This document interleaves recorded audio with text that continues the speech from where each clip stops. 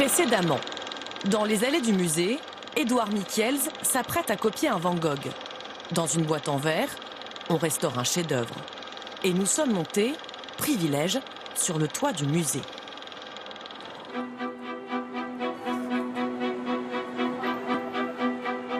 Orsay comme vous ne le verrez jamais.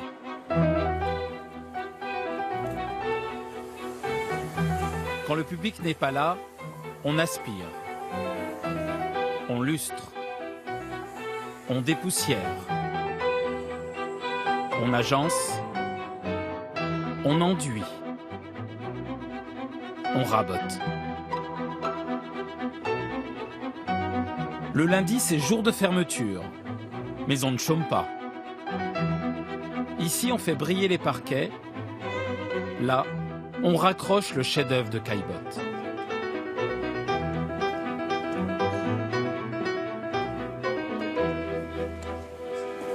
Nickel. Aujourd'hui, on prépare la grande exposition du Douanier Rousseau.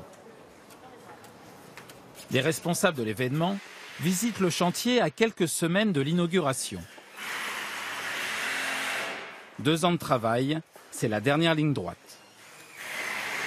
On accrochera les jungles du Douanier Rousseau dans cette salle. Avant l'arrivée des tableaux, il reste encore quelques sujets de discussion. Et donc là, la moquette, au jour d'aujourd'hui, si je ne m'abuse, c'est celle-ci. Non, c'est celle-ci finalement. Ah bon? De la moquette au décor, faire attention aux moindres détails. Voilà. Faire preuve d'imagination. Exactement. Donc là, il y aura les 2 vitrines.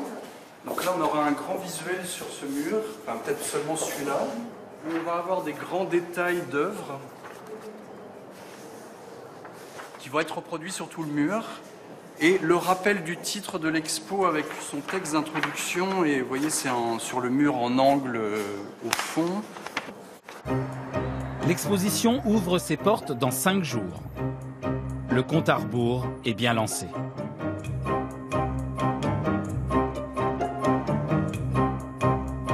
Fini la solitude des premières heures du jour. Édouard Michiels doit maintenant partager son rendez-vous avec Van Gogh. Cet ancien architecte pratique l'art de la copie depuis près de 25 ans. La principale qualité du copiste, je crois, c'est de restituer par son application la spontanéité de l'artiste, du maître. Et Van Gogh, c'est facile à copier? Non, c'est pas le plus facile, justement. Parce que lui, par contre, il utilise de la matière. Vous savez que Van Gogh, il ne payait pas les tubes. C'était son frère Théo qui lui adressait tout le matériel. Donc, comme il ne payait pas la peinture, il en mettait beaucoup. Et là, il y en a pas mal. Oui, voilà, il y a de la matière. Sa nuit étoilée ne sera pas à vendre.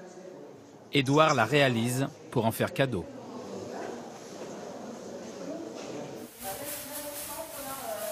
C'est sympa, il y a une petite poussière. En train de faire le ménage au musée.